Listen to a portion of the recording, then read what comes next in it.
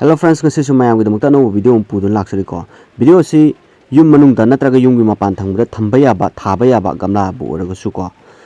Kui upambi macha bu oraga su leipambi macha bu oraga su madugi kanaba haitare madugi thambam adugi matangda aina akhangba mayam da share khitang tawjage ko video si khuthang dagi. Da ahanbada aina khitang panjaning badi upambi gumba leigumba masi je khugi phajaba yengbada phajaba adagi scientifically yengba matamda su scientifically koina khangbada su laikta kai su yawudu su ko pambi sing asina koi carbon dioxide se koi absorb toraga koi oxygen je release tawi haiba ma leire ko koi scientifically adu ai ngasi gi video asidi koi gi ngasi gi video asidi astrology da based toba aduge basu shastra gi maramda phanglakpa haitare thamamba ad ahansing na takpiramba madugi oba result dun mayam da share tawjning base anyway ahambada tulsi gi maramda ko tulsi se vasu shastra gi astrology the base tawraga yumgi nongpok thangba saruk natraga awang thangba sarukta gamla bu raga su kai de ko masi thabi ba masina yumdu da negative energy mayam se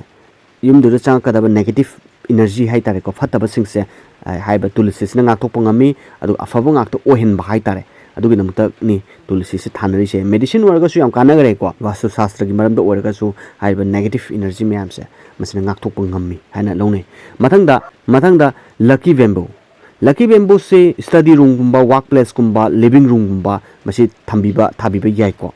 aduga masi thambiba matamda akugi nongpok thangba saruk hai tar interior da yumgi interior haide manung thangba sarukta nongpok thangba natraga kha nongpok thangba sarukta thabiyo ba hai study room workplace living room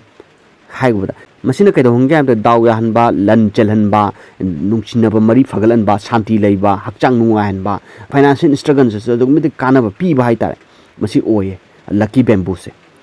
mathangda money plant si adugimti kanaye masi daw ya ba lantum chelhanba adai paisa nungsa da marang kahanba do hainaba su lei ko pocket ta paisa je suang hang de gan su hainaba lei masi je kamai to ge da money plant se masi gi thabam se karai de thaga da ge haban da kha nong pok thangba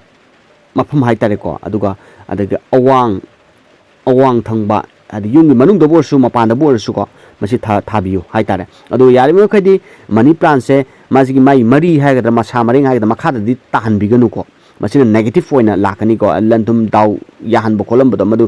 na kugi ona teneba no da phatab da lakane ba aduna yaringai magide mathak tangba saruk haita upward dum mari khangde adigi mai masa mari ngai madu kakhalna bo hona ga dabani mathang da snake plant se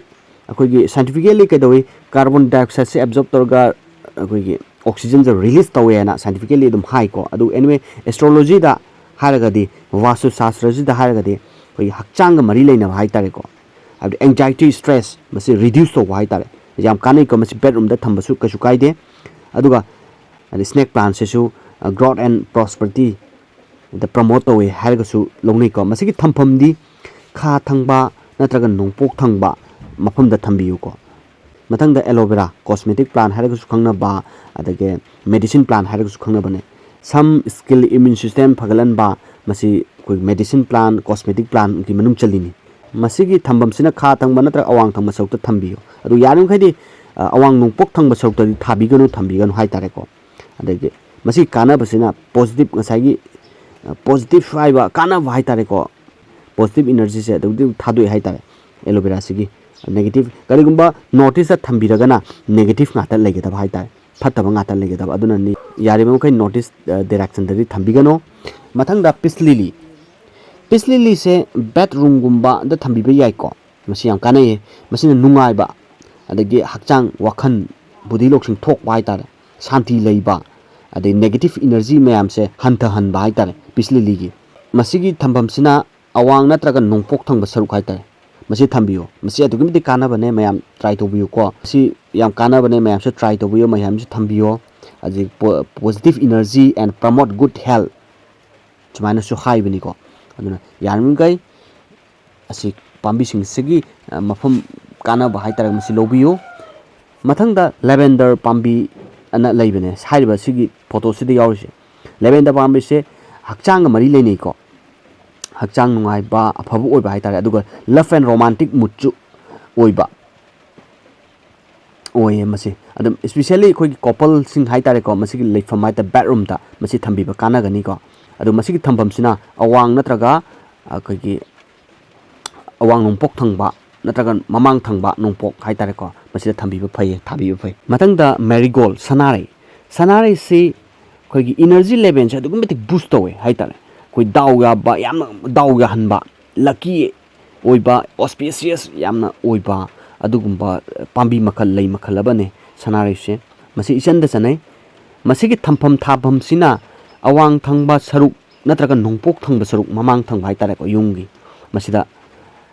thambigada masi outdoor ne masi interior da di natre ko yungi manung thangba da di natre yungi mapan thangba saruk gi awang thangba natraga nongpok thangba saruk mamang thangba haitare ko masida thambigada ba yamna kana ba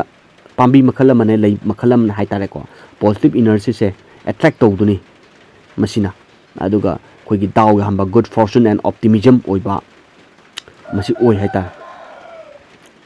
matang da nim pambi nim plant si masi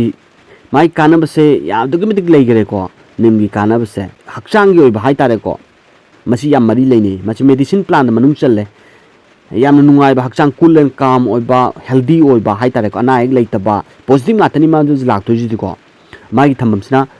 awang nong chup thangba corner haitare masi thabiba thambiba yam phaigani ko mathangda rubber plant se yam kanai masi gi thafam haitare ko asina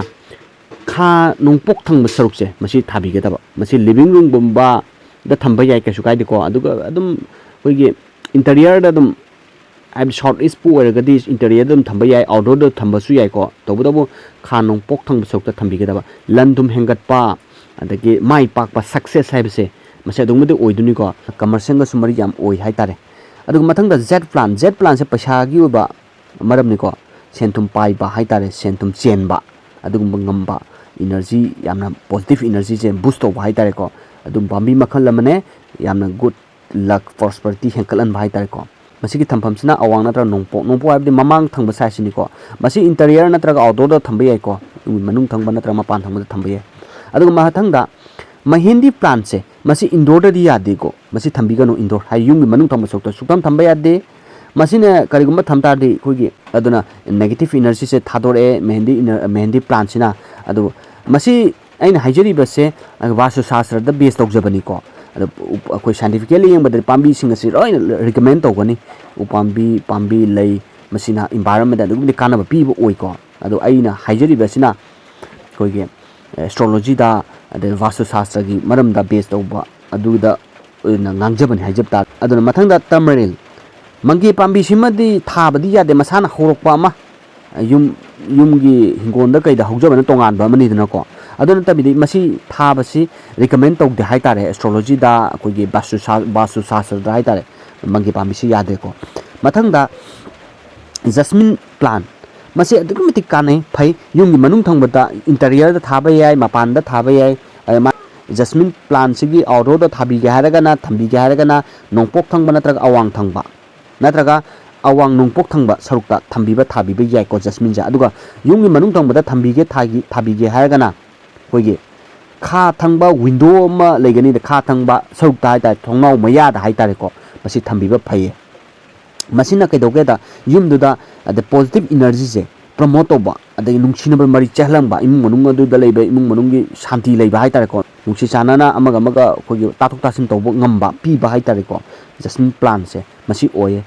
aina masi video se aina pambi khara khangkachabani haitare ko walong ba mayam su leiribni ado mayam apamba adi pam khanjaning khoi khangjaning ba haitare mado dum aina haibiro aidum matang chabda dum mayangi satisfy oina ba dum semjarakke ko video se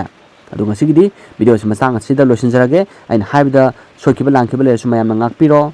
matung tar boda su nungai ba kana ba video sing loina amu lakchage adu video se nungai ba like subscribe to biramo